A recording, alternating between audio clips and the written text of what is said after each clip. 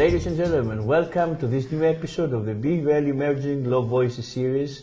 Here today in the Big Well campus, we have the pleasure and honor to be hosting a senior lecturer from the University of Westminster, Dr. Anna Chronopoulou. Thank you so much for the invitation. Welcome here. It's a pleasure to have you among us. It's a real honor to be with you today. And indeed it's a pleasure because you have also an interesting field of research that we're going also to discuss today.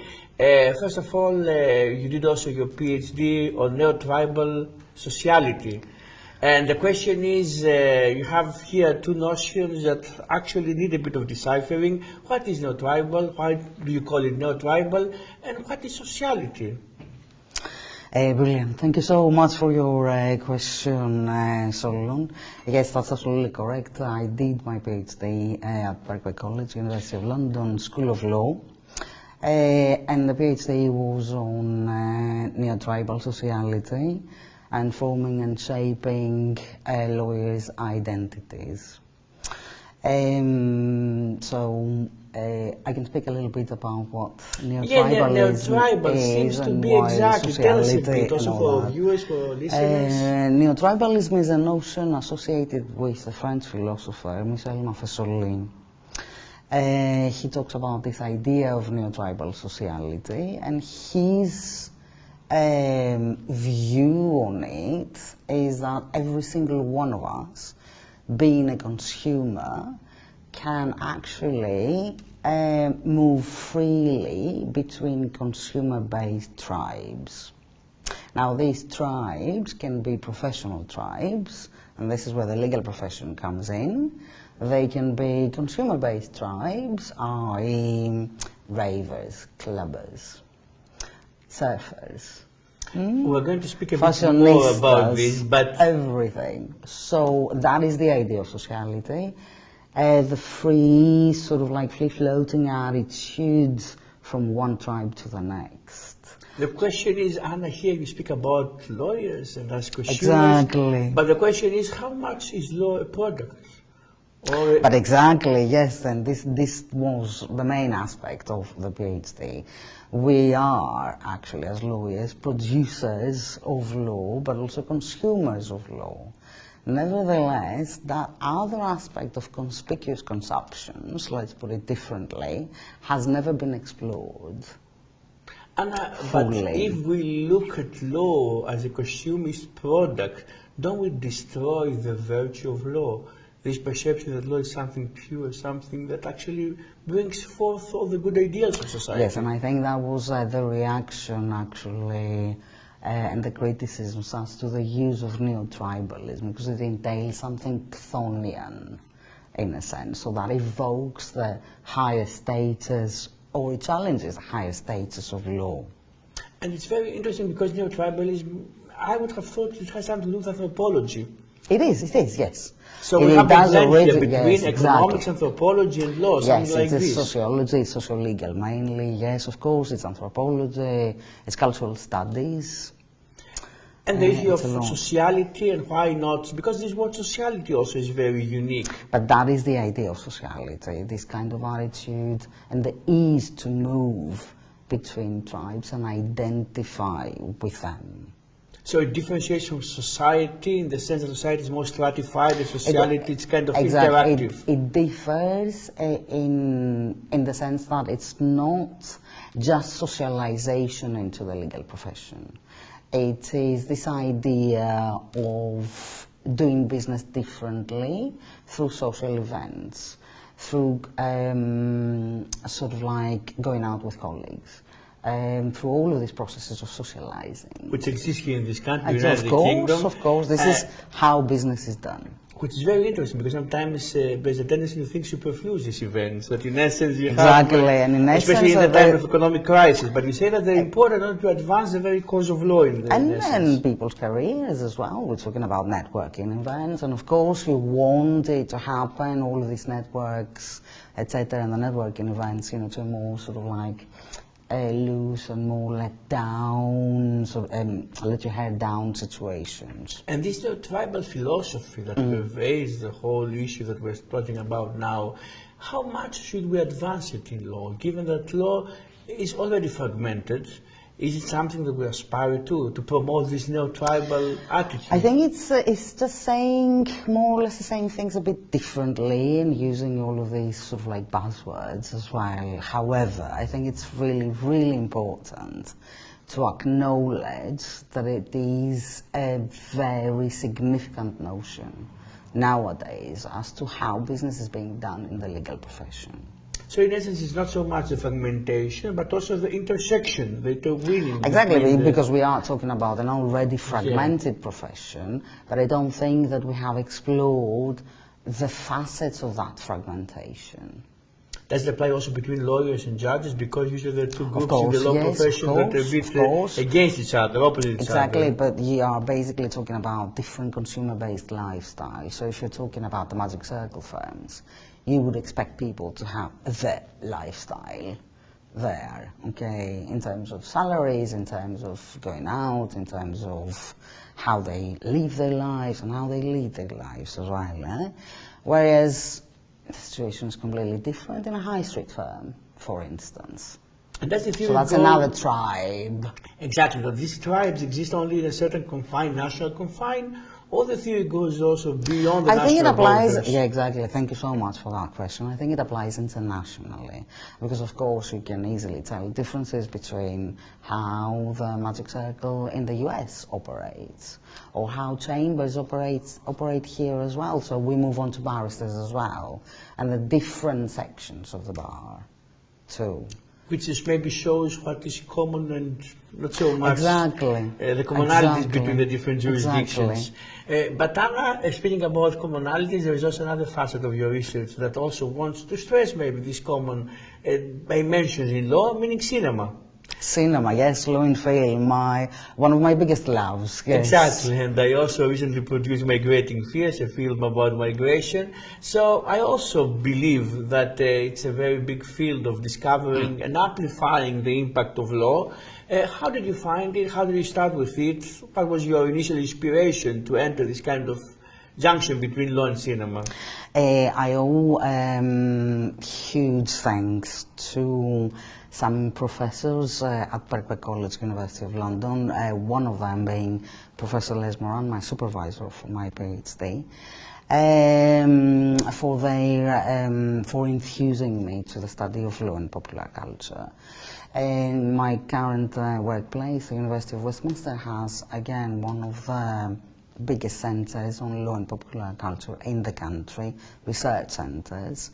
So these are all my heroes, in a sense, people that I used to look up to. In essence, you speak about popular culture, so, we're going to discuss about this. And this is how it all started. So film is part of the popular culture, this is what you want to say. Exactly, this is one aspect of popular culture. Of course, popular culture entails the public opinion, the views of the people, etc. So, okay, yes, I know, I understand that people, when they say the overall umbrella of law and pop culture, they mean law and film, or law in film, or law and literature, law and perhaps cultural studies, law in art, etc. Because there is a big difference, as you say now, between law in film and law and film. Of course, yes. And you fell in love with the second, I understand, law and film. Law in film and law in film. And also law in film. A lot of my so I will develop maybe these two parameters separately.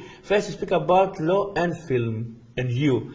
So have you thought of producing a film of your own? How do you think of going on this thing? I haven't really thought about it, but it sounds like an exciting idea, so thank you so much for giving me such ideas.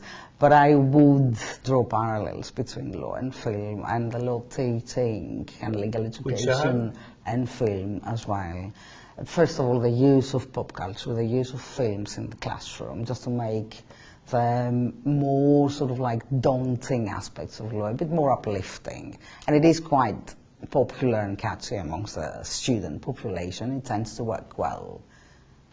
So when it comes to the production of a film, what's the commonality that's with the the thing, production you know, of you law? can involve students in producing something, mock trials, for instance. Because you know what, I know that you also teach trusts about money, it's about financial issues.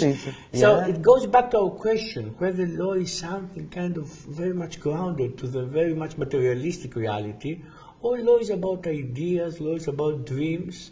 So I think there is a kind of, not antithesis, but a kind of tension in law. Juxtaposition in a sense, between the dream and the tangible reality. Well, it depends, you know. I mean, I'm sure there are plenty of students out there, you know, law students whose dreams are to make it in the magic law circles. So it's, in a way, it's sort of like it's not that antithetical. Let's put it differently. In another way, it might sound like equity and trusts are quite disassociated from the context of law and film or law in film, but that's not the case. We've got plenty of films talking about the family home, for instance, always. I mean, we've got plenty of films talking about equality and equitable principles. Yes. We've got plenty of films talking about even notions of trusts. So you see, there's more junction between the thematics and there's a lot, yeah. The People don't easily think about it because, okay, I completely agree, it can be quite a daunting and sort of like strict module, equity and trusts, and quite challenging at times as well.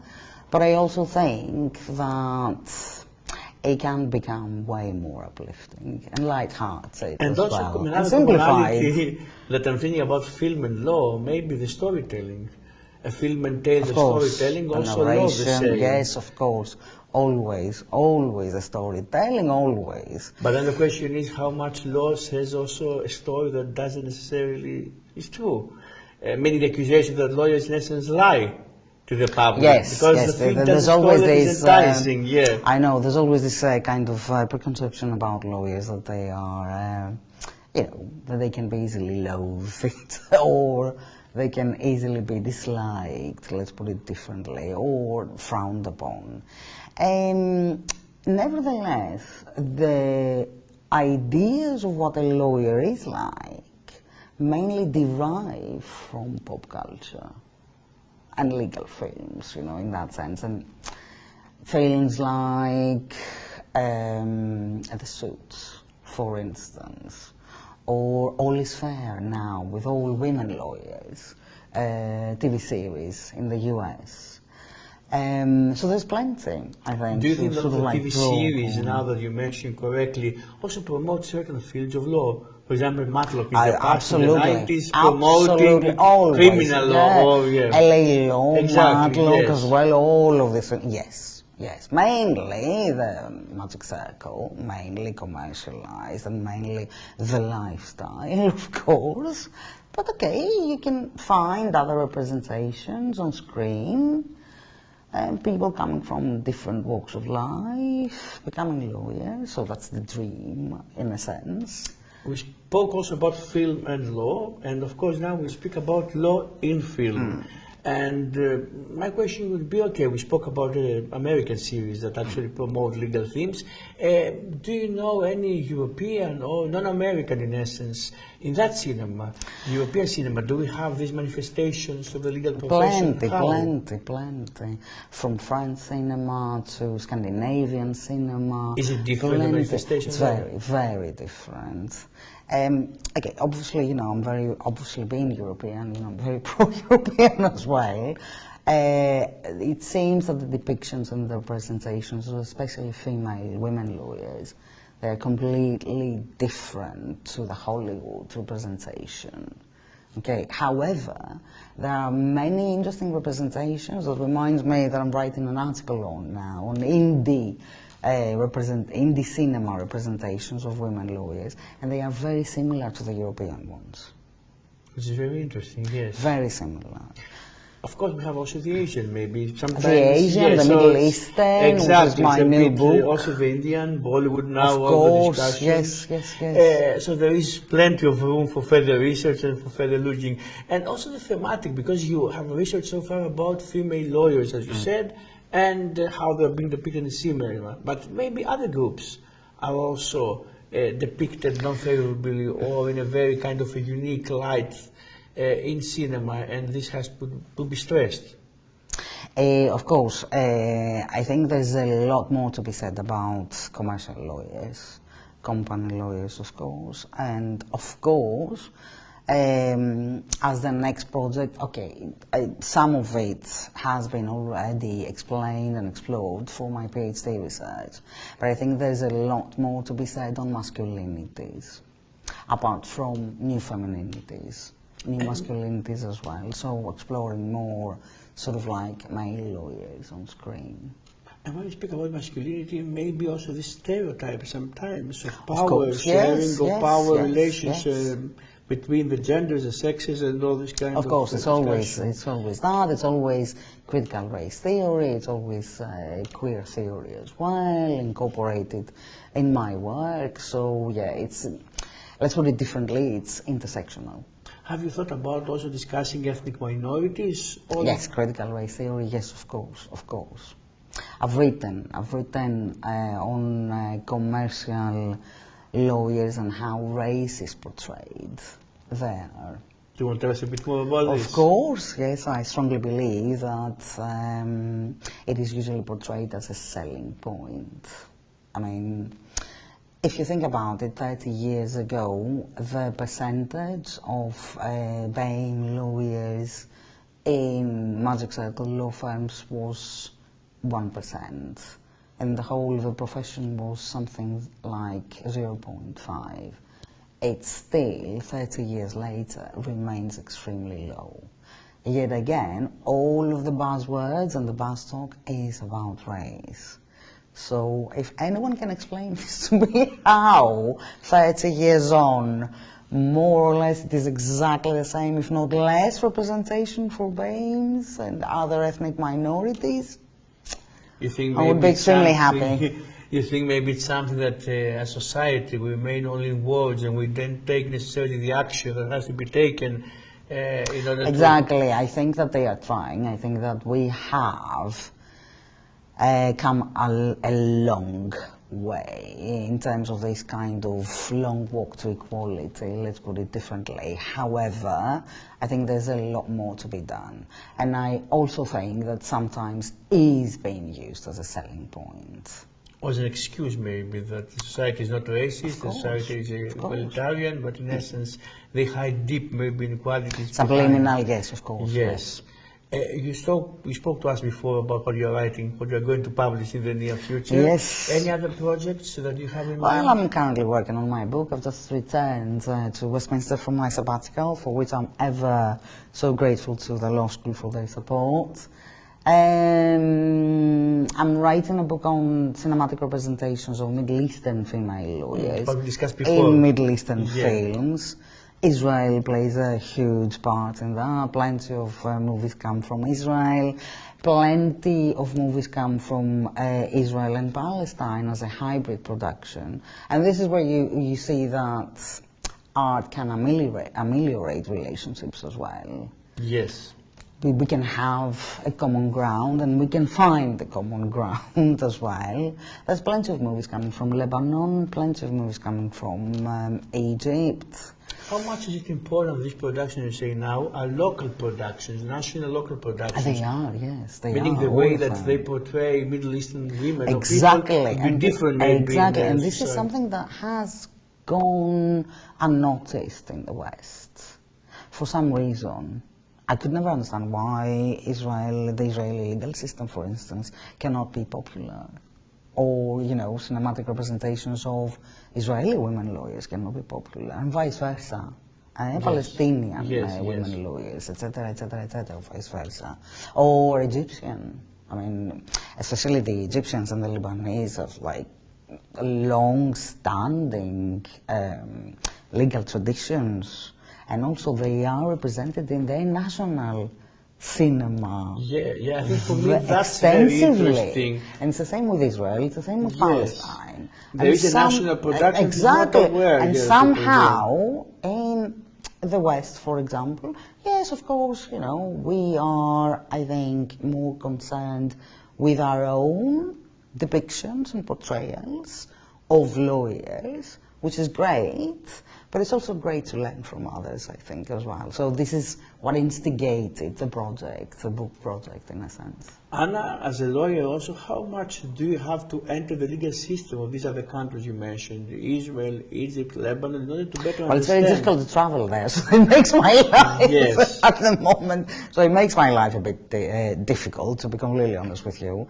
So it's very sort of like difficult to have, because obviously when you write a book, you want to see, especially on law in film, you want to draw parallels with reality. So you'll have to have the experience firsthand, coming from the region.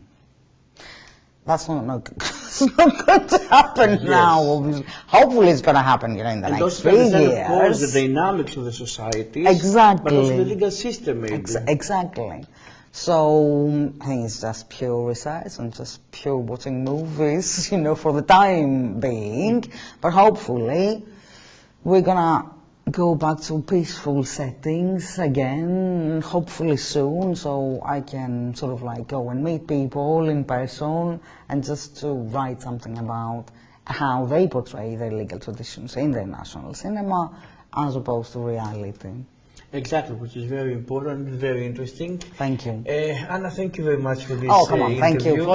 Pleasure. Thank you for everything. Ladies and gentlemen, it was Anna Chronopoulou today with us. We bid you farewell from the Big Well campus, and we look forward to seeing you in the next episode of the Big Well Emerging Law Voices series.